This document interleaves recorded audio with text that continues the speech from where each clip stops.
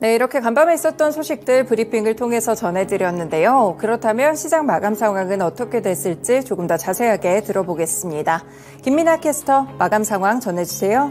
네, 유럽 증시는 소폭 상승하며 거래를 마쳤습니다. 지금까지 많이 올랐었던 미국 그리고 유로존의 국채 금리가 어느 정도 진정세를 나타내면서 이렇게 유럽 증시도 소폭이나마 반등해주는 흐름이 나타난 건데요. 유로스톡스 50지수 확인해 보시면 보합권에서 마무리를 지었습니다. 4,099포인트가 마감가였고요. 주요국들의 증시가 이렇게 강보합권 내에서 마무리를 지으면서 범유럽 지수인 유로스톡스 50지수 같은 경우에는 이렇게 보합권 수준에서 마무리를 지었다는 점 확인해 보시면 좋을 것 같습니다. 그동안 가파른 상승세를 이어왔었던 미국의 국채금리 같은 경우에 고용보고서 발표를 하루 앞두고 숨고르기에 들어가는 모습이었고요. 또 이렇게 미국의 국채금리가 하락한 영향에 유럽에서도 독일의 분트채 그리고 영국의 길트채 10년물 등 유로존 장기금리도 전반적으로 약세 흐름을 나타냈습니다. 이러한 부분들이 어느 정도 시장의 숨통을 트이게 했다는 점 확인해 보셔야겠습니다. 네, 이어서 원유 선물 가격 흐름 살펴보도록 하겠습니다. 원유 선물 가격 확인해 보시면 1.9% 넘게 하락하면서 2% 가까이 되는 하락률을 기록을 했고요. 결국에는 82달러 선까지 밀려 내려갔습니다. 장 초반부터 마감대까지 확인해 보시면 장 중반부까지는 오르락 내리락하는 변동성이 나타났지만 마지막에 가서는 급격하게 또 한번 탄력이 둔화되는 모습이 연출이 됐다는 점 확인해 보셔야겠는데요. 이렇게 국제 유가는 이틀 연속으로 하락하고 있습니다. 최근 들어서는 수요에 대한 우려감이 번지면서 이렇게 그동안 고공행진하던 국제 유가가 조정받기 시작된 건데요. 원유 재고 자료에서는 휘발유 재고가 600만 배럴 이상 증가하면서 수요에 대한 우려가 강화됐다라고 분석을 했습니다.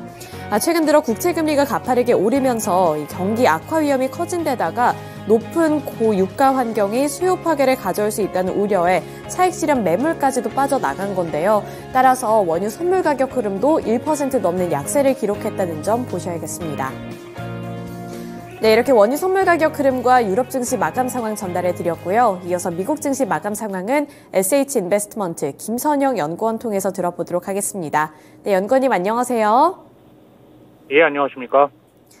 네, 간밤 뉴욕 증시 결국에는 소폭 하락하며 거래를 마친 것 같은데요. 자세한 소식도 전달해 주시죠. 예, 내일 개장 전 발표될 예정인 연방노동부의 9월 고용지표를 앞둔 경제심리 속에 오늘 뉴욕 증시는 소폭 하락했으며 지수별로는 다우존스가 0.03%, S&P 500은 0.13%, 나스닥이 0.12%가 하락했던 반면 소형주 중심의 러셀 2000은 0.14%의 상승으로 거래를 마쳤습니다. 미국 국채금리가 계속 상승하면서 미국 경제에 경착륙 우려가 커지고 있는 점이 시장에 부담을 안겨주고 있는데요.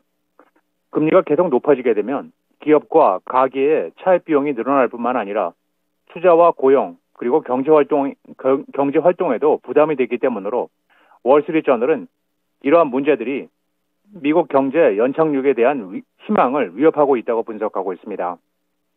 한편 오늘 발표된 경제 지표들은 대부분 긍정적인 결과를 보였는데요.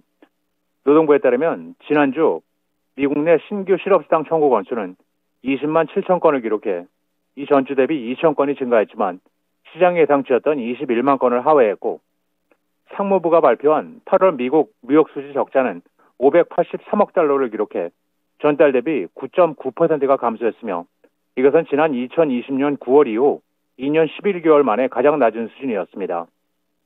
오늘 특징 종목들을 보면 증권사 에버코어가 투자 의견을 시장 수익률 상회로 유지하고 목표 주가를 전일 대비 36%가 높은 600달러로 유지했다는 뉴스로 엔비디아가 1.47% 상승했던 반면 벨기에 정부로부터 간첩 활동 혐의로 조사를 받고 있다는 보도로 중국 최대 이커머스 업체 알리바바는 0.46% 하락했고 업종별로는 헬스케어, 부동산, 금융, IT가 소폭 상승했던 반면 유틸리티, 에너지, 건설, 산업, 운송업종이 약세를 보였고 벤치마크인 10년 만기 국채금리는 전일 대비 하락한 4.717%, 달러 인덱스는 0.4% 하락으로 거래를 마쳤습니다. 증권사 JP모건이 국제유가 상승으로 인해 주요 경제국들의 소비가 감소하면서 이른바 수요 파괴가 시작됐다고 주장하고 있습니다. JP모건은 고객들에게 보낸 노트를 통해 최근의 유가 상승 여파로 이번 4분기 원유 수요 감소가 예상될 것이라면서 수요 파괴가 다시 시작됐다며 미국과 유럽, 일부 신흥국 국가에서 유가 상승으로 인한 수요 억제가 뚜렷해지고 있다고 지적을 하고 있는데요. 9월 국제 유가는 JP모건의 전망대로 배럴당 90달러를 돌파한 바 있었습니다.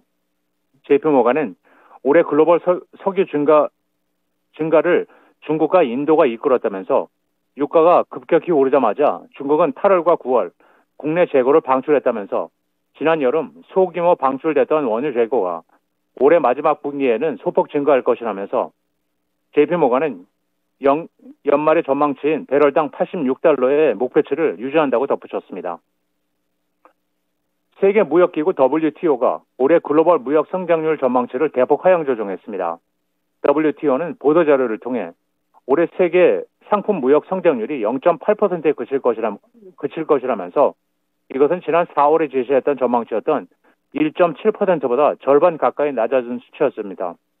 WTO는 올해 세계 무역의 둔화 현상이 철강과 사무, 통신 장비, 섬유, 의류 등을 포함해 광범위하게 나타나고 있다면서 예상보다 중국 경기가 급격히 둔화되고 인플레이션으로 장기간 높은 금리가 유지된 상황이 부정적 요인이 됐지만 반면 자동차 분야에서는 여러 상품군 가운데 판매량 증가에 힘입어 무역 성장이 눈에 띄는 품목이었다면서 현재는 무역 성장과 위험 요인이 균형을 이루는 상황이라면서 인플레이션이 만일 빠르게 완화된다면 무역 성장률 전망은 다시 높아질 수 있다고 덧붙였는데요. WTO 측은 내년 상품 무역 전망률 전망치를 3.3%로 제시했고 이것은 올해 4월에 발표했던 전망치였던 3.2%보다는 소폭 높은 수준입니다. 앞서 들으신 대로 대규모 전환사채 발행 뉴스로 캘리포니아주 얼바인에 본사를 두고 있는 전기차 업체 리비안 오토모티브의 주가가 오늘 23% 가까이 급락한 18달러 27센트의 거래를 마쳤습니다. 리비안은 증권거래위원회에 제출한 서류를 통해 약 15억 달러 규모의 전환사채를 2030년 10월 만기로 발행할 계획이라고 밝혔는데요. 초기 구매에 나서는 기관 투자자들에게 최대 2억 5천만 달러의 선순위 채권을 매수할 수 있는 옵션을 부과할 예정이며 신규 발행할 전환사채 이자율과 전환 조건 등 구체적인 사안은 전환 가격이 정해지는 시점에 결정할 것이라고 말했습니다. 전환사채는 발행 당시에는 회사채지만 일정 시점에 회사의 주식으로 전환될 수 있는 권리가 부여된 채권으로 보통 신생기업들이 자금 조달을 위해 활용을 하고 있는 가운데 리비안이 대규모 전환사채 발행에 나선 것은 전기차 시장의 수요 감소와 고비용에 따른 가중된 자금난을 극복하기 위한 것이라고 전문가들은 분석하고 있습니다. 마지막으로 내일은 연방노동부의 9월 비농업부분 고용지표와 실업률이 발표되며 시장 예상은 15만 8천 건의 고용과 3.7%의 실업률 그리고 0.3%의 시간당 임금 증가이며 이어서 연방준비제도의 8월 소비자 신용 액수가 발표되고 실적 발표 기업은 없습니다. 네, 이렇게 미국 증시 마감 상황까지 함께 들어봤습니다. 오늘 말씀 고맙습니다. 네, 감사합니다. 네, 유럽 증시에 이어서 미국 증시 마감 상황 함께 들어봤고요. 이어서 전일장 국내 증시는 어떻게 마감을 했을지 국내 증시 마감 상황 알아보도록 하겠습니다. 코스피와 코스닥 전강호약 장세를 나타냈습니다. 장 초반에 상승 출발을 했던 국내 증시 장 중반부까지는 주춤하다가도 다시 한번 올라주는 모습이 연출이 됐지만 결국에는 코스피 지수 하락하며 거래를 마쳤는데요. 어제 시장의 수급을 확인해 보시면 개인 투자자만이 매수세를 이어갔고 외국인과 기관 투자자들은 동반 매도를 했습니다. 어제 코스피 시장에서 개인 투자자들은 3,190억 원 매수 우위를 나타낸 가운데 외국인이 2,720억 원 팔았고요. 기관 투자자들은 60억 원 매도 우위를 기록을 했습니다. 다만 금융투자형 매수 물량은 들어왔다는 점 확인해 보시면서 코스피 시장에서 시가총액 상위 종목들의 흐름부터 살펴보도록 할 텐데요. 반도체 투톱부터 살펴보도록 하겠습니다. 반도체 투톱에서는 엇갈린 주가 흐름이 나타났습니다. 삼성전자가 1% 넘는 약세를 기록한 반면에 SK하이닉스 같은 경우에는 4% 넘는 탄력을 받아 나갔는데요. 삼성전자는 1.19% 하락한 66,700원의 종가를 기록을 했고요. SK하이닉스 같은 경우에는 4.16% 오른 12만 200원의 종가를 형성을 하면서 12만 원 선을 복귀를 해냈습니다. 우선 이 삼성전자 말고 SK하이닉스에 대해서 먼저 이야기를 해보도록 할 텐데요. SK하이닉스 같은 경우에는 증권가의 호평도 이어지고 있는 상황입니다. 대표적으로 상상인 증권에서는 SK하이닉스에 대해서 2023년은 가격 프리미엄이 높은 HBM3를 단독 공급하면서 가파른 실적 성장세가 이어질 것이다 라고 분석을 했는데요. 이어서 HBM3E 생산이 본격화될 내년 하반기부터는 가격 프리미엄이 HBM3에서 HBM3E로 전이가 될 것으로 예상이 된다고 밝혔습니다. 또 메모리의 경우 수요 회복은 지연이 되고 있지만 적극적인 공급 조절로 인해서 이 수급 균형이 맞춰지고 있는 상황도 긍정적으로 평가를 했는데요. 이렇게 삼성전자와 SK하이닉스를 두고 봤을 때 삼성전자보다는 SK하이닉스 쪽에서 호평이 더 많이 나오고 있다는 점 확인해 보시면 도움이 되겠습니다. 네, 그리고 2차전지 셋업체들로 넘어가 보도록 할 텐데요. 어제 2차전지 주들 쪽으로 매수세가 확산이 되면서 일부 종목들 반등에 성공을 했습니다. 특히나 이렇게 2차전지 셋업체들 쪽에서도 강세 움직임이 나타났는데요. LG에너지솔루션이 2.52% 올랐고요. LG화학도 3.29% 강세를 기록을 했습니다. 그 외에 삼성 SDI 같은 경우에도 0.93% 오르면서 1% 가까이 되는 상승세를 나타냈다는 점 보셔야겠고요. 2차 전지와 관련해서는 추후에 특징주 넘어가서 조금 더 자세하게 설명해 보도록 하겠습니다. 네, 그리고 완성차 기업들 살펴보시면 현대차는 0.16% 하락하면서 약보합권 수준에서 마무리를 지은 가운데 기아는 1.95% 올랐습니다. 2% 가까이 되는 상승률을 나타냈는데 기아 같은 경우에는 실적에 대한 기대감을 안고 있는 종목입니다. 어제 따라서 현대차와 기아를 비교해보시면 기아 쪽으로 수급이 더 많이 들어왔다는 점 보셔야겠고요. 완성차 기업 부품주인 현대모비스의 경우에는 0.43% 하락하며 거래를 마쳤습니다. 인터넷 플랫폼주들 살펴보도록 하겠습니다. 네이버 0.94% 하락하며 거래를 마쳤는데요. 마찬가지로 네이버의 주가 흐름 확인해 보시면 개장 직후에는 빨간불을 켜내면서 상승 출발을 했습니다. 하지만 점진적으로 갈수록 시장의 탄력이 둔화가 되는 것처럼 네이버의 주가도 후반부로 갈수록 탄력을 잃어나갔다는 점 보셔야겠고요. 결국에는 0.94% 하락한 18만 9,400원의 종가를 기록을 했습니다. 제약바이오 섹터 살펴보겠습니다. 제약바이오 섹터 확인해 보시면 삼성바이오로직스가 4.63% 오르면서 강세를 기록을 했고요. 반면에 셀트리온 같은 경우에는 3.02% 하락 마감했습니다. 네, 이어서 코스닥 시장 살펴보도록 하겠습니다. 코스닥도 마찬가지로 어제 강하게 출발을 해줬다가 결국에는 탄력이 둔화되면서 거래를 마쳤는데요. 코스닥 같은 경우에도 0.79% 하락하면서 간신히 800포인트 선을 지켜냈습니다. 801.02포인트에서 마감을 했고요.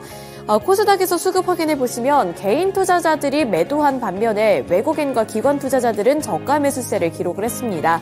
개인 투자자들은 1,809억 원 매도를 했고요.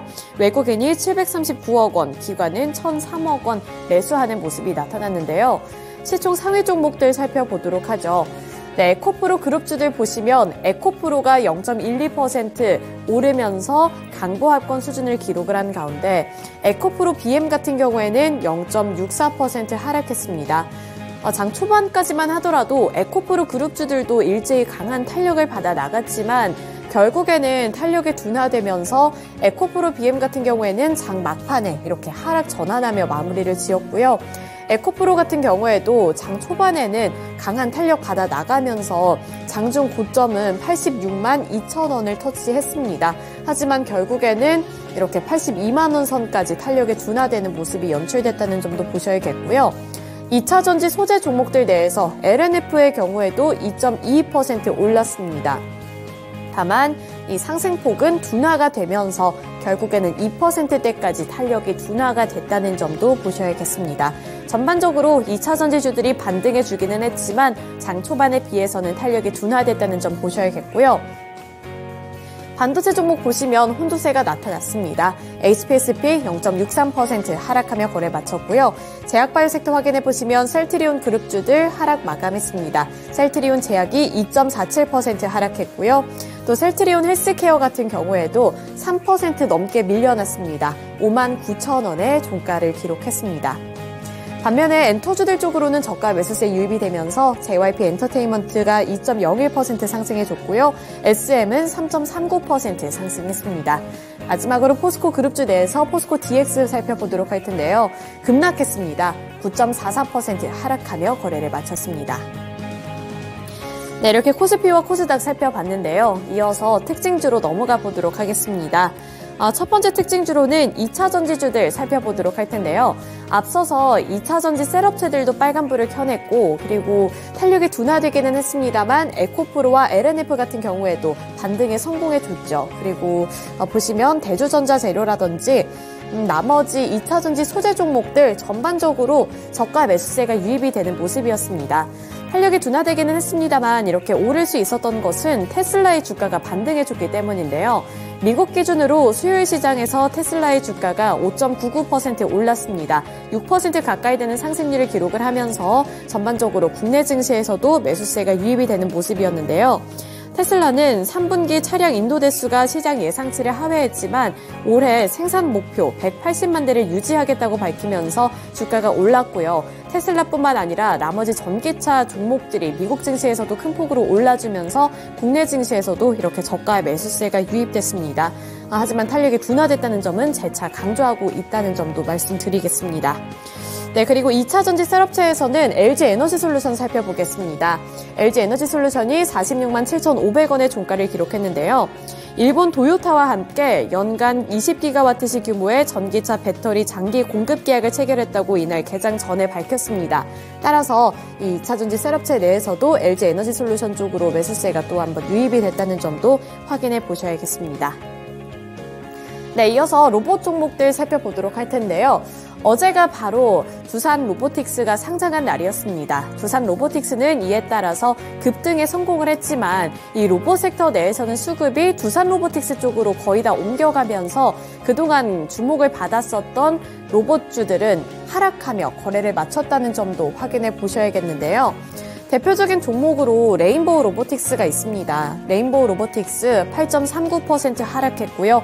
유진 로봇도 10.8% 하락, 또 T로보틱스도 6.97% 하락하며 거래를 마쳤습니다.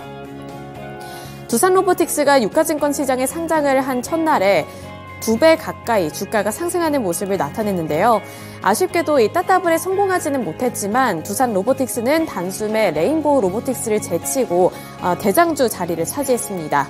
상장 첫날 시가총액은 3조 3,317억 원을 기록하면서 레인보우 로보틱스와 시총 차이를 6천억 원 가까이 만들어냈는데요. 따라서 레인보우 로보틱스도 8%대 급락세를 연출을 했고 전반적으로 로봇주들이 약세를 기록했다는 점 보셔야겠습니다. 네, 마지막 특징주로 폴라리스 그룹주 살펴보도록 하겠습니다. 어제 폴라리스 오피스가 29.91%로 상한가를 기록을 했습니다. 또 폴라리스 세원 같은 경우에도 30% 꽉 채운 상한가 기록하면서 2,145원의 종가를 형성했는데요. 폴라리스 오피스가 글로벌 전기차 테슬라에서 이 폴라리스 오피스 웹 기능을 이용할 수 있도록 이달 내에 서비스를 연동한다고 밝혔습니다. 이에 따라 기대감이 유입이 되면서 폴라리스 그룹주들이 일제히 상한가를 기록했습니다. 네, 이렇게 특징주들까지 함께 알아봤고요. 지금까지 글로벌 증시 마감 상황이었습니다.